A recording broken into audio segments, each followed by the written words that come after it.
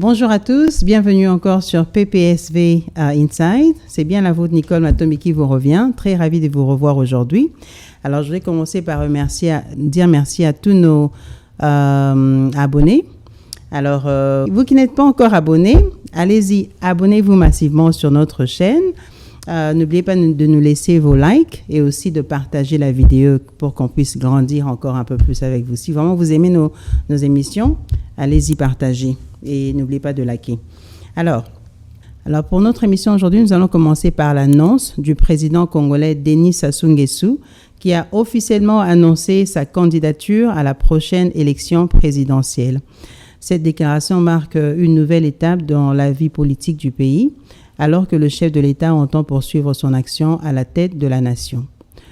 Dans son discours, Denis Sassou Nguesso a mis en avant la nécessité de la stabilité institutionnelle, de la continuité des réformes économiques et du renforcement de la paix. Cette annonce suscite déjà de nombreuses réactions, aussi bien au sein de la majorité que de l'opposition, dans un contexte politique particulièrement observé par la communauté internationale. Je dis que je vais accompagner ce mouvement parce qu'il va prendre de l'ampleur.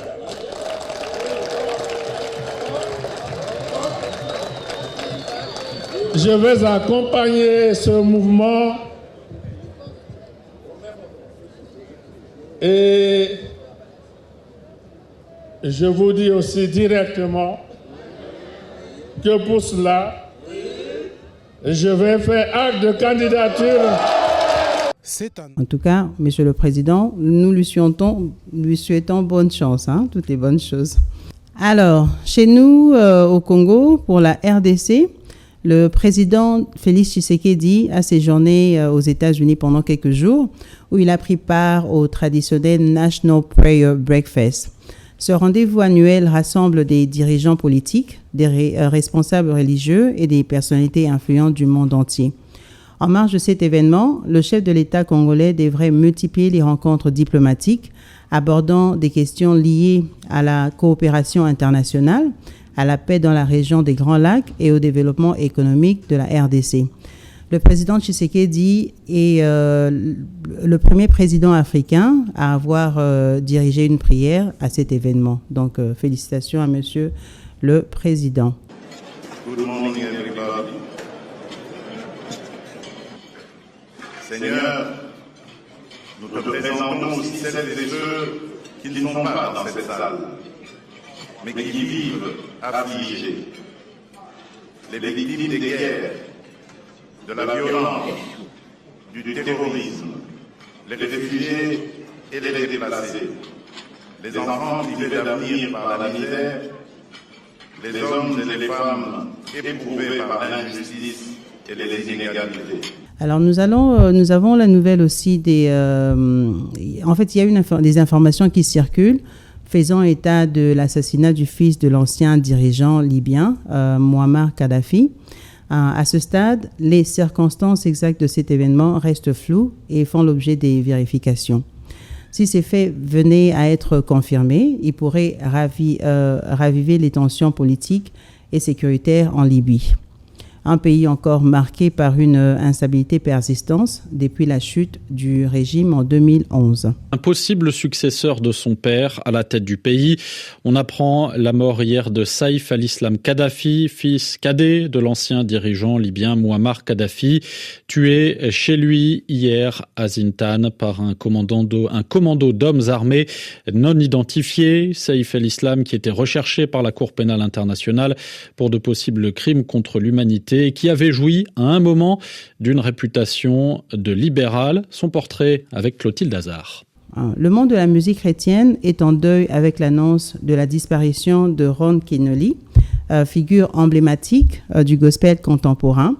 Artiste reconnu à l'échelle internationale, Ron Kenoly a profondément marqué plusieurs générations par ses chants de louange, son engagement spirituel et son influence dans les églises à travers le monde.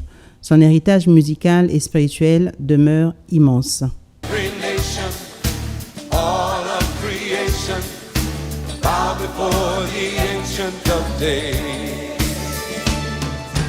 Every tongue in heaven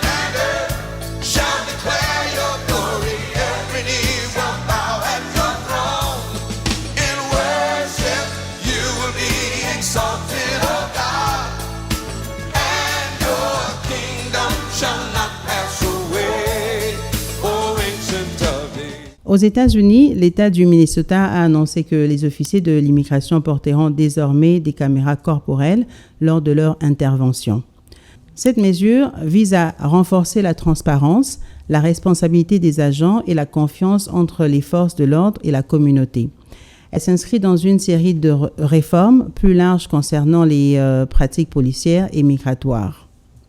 Alors, aujourd'hui, c'est déjà les élections ici au Texas. On appelle ça le early voting. Ça commence déjà aujourd'hui.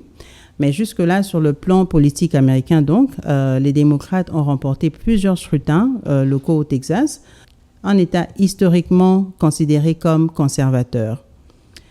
Ces victoires, bien que ciblées, sont perçues comme un signal politique fort et pourraient refléter une évolution progressive de l'électorat, notamment dans les zones urbaines et sururbaines. D'accord. Alors, pour l'information congolaise, nous avons été marqués par le nom de Julienne Pemba. Je pense que plusieurs d'entre nous, nous avons entendu parler de ça, où cette Congolaise a a ouvert son orphelinat au Congo, où elle prenait des enfants qui devaient être les enfants orphelins, mais normalement, ils n'étaient pas enfants orphelins. Elle enlevait les enfants chez leurs parents et les mettait dans cet orphelinat pour les envoyer en Belgique en adoption. Et c'est comme ça qu'elle se faisait de l'argent, quelque chose complètement illégal. Donc, elle a été arrêtée, heureusement peut-être, heureusement. Elle a été arrêtée et donc elle ira en justice. Alors, aussi nous avons entendu parler de Christian Akula, sa disparition. Apparemment, ça arrive souvent ces jours-ci. Les gens disparaissent, Dieu merci vraiment que Dieu nous garde. Mais Christian a été retrouvé à l'hôpital. On ne sait pas encore ce qui est vraiment passé. Pourquoi est-ce qu'on n'a pas pu le retrouver pendant 10 jours. Mais là, c'est bon, il a été retrouvé à l'hôpital. Je voulais juste faire passer ce message-là aussi, au cas où vous avez entendu parler de cette nouvelle-là. Alors, pour entrer dans notre gouvernement, le gouvernement congolais, vous avez sûrement vu le message où ça parlait de la double nationalité. Alors, les informations que nous avons jusque-là, ça montre que le gouvernement de la République démocratique du Congo, ils ont donc annoncé qu'ils envisagent d'instaurer un statut spécial pour les Congolais vivant à l'étranger dans le cadre d'une réforme plus large de la politique nationale envers la diaspora. Alors, cette initiative s'inscrit dans une approche graduelle vers une possible réforme du régime de la nationalité. Alors, le statut spécial signifie donc une reconnaissance officielle des Congolais vivant à l'étranger. Des droits proches de ceux des nationaux sans nécessairement garantir le droit de vote ou au départ. L'accès à des avantages tels que des facilités d'investissement, de participation à des programmes publics, et une meilleure structuration des liens avec leur pays d'origine. La mise en place d'une carte consulaire spécifique, parfois appelée carte Okapi dans les textes, pour faciliter ces mesures. Cette réforme fait partie d'une série de mesures présentées au Conseil des ministres, qui inclut aussi, ça va donc inclure la création d'un haut conseil de la diaspora congolaise, la mise en place d'un fonds d'investissement de la diaspora, la modernisation des services consulaires, un secrétariat général pour la diaspora, le tout visant à valoriser le rôle de la diaspora dans le développement économique du pays. Alors, la question de la double nationalité est un débat important en RDC actuellement. La Constitution congolaise en vigueur, article 10 donc, stipule que la nationalité congolaise est une et exclusive. Ce qui signifie qu'un Congolais qui acquit une autre nationalité perd automatiquement la nationalité congolaise. Alors, on voulait quand même mentionner que nous serons à Guadalajara, ça c'est à ne pas oublier, un rendez-vous à ne pas oublier. Nos léopards seront ici, donc nous vous invitons à participer, donc faites de votre mieux pour être là, pour aller les supporter. Donc ça sera le 31 mars, ici à Guadalajara, donc soyez présents. Alors, encore une fois, merci de nous avoir suivis aujourd'hui. Merci encore pour votre présence. Ça a été un plaisir de vous retrouver. Alors, n'oubliez pas de vous abonner. Si vous n'êtes pas encore déjà abonné, abonnez-vous massivement sur notre chaîne. Et aussi, laissez-nous vos likes. N'oubliez pas de partager massivement parce que nous en avons besoin. Partagez aux gens que vous connaissez pour que la chaîne grandisse, qu'on grandisse ensemble. En tout cas, toutes les bonnes choses. Encore une fois, très, très, très heureuse de vous avoir retrouvé aujourd'hui. Nous vous aimons et à la prochaine. Merci.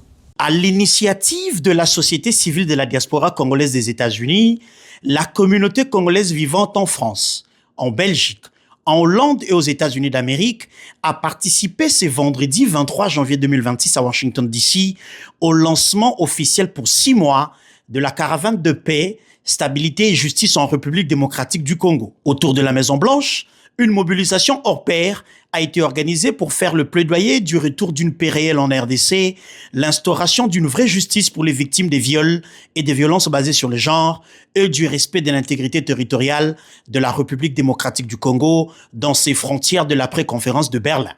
Cette première activité a été sanctionnée par les dépôts d'un mémorandum qui a recueilli près de 100 000 signatures de Congolais vivant à l'étranger et le secrétaire général de la Société civile de la diaspora congolaise des USA, Parfait Ngolo, nous en donne ici les résumés.